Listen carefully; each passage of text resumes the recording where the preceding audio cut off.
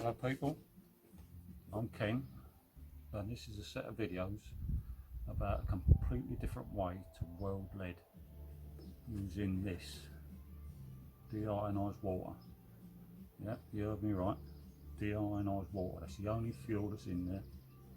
No oxygen, no gas, no acetylene, nothing except this and a few other little chemicals. Right, let's get started.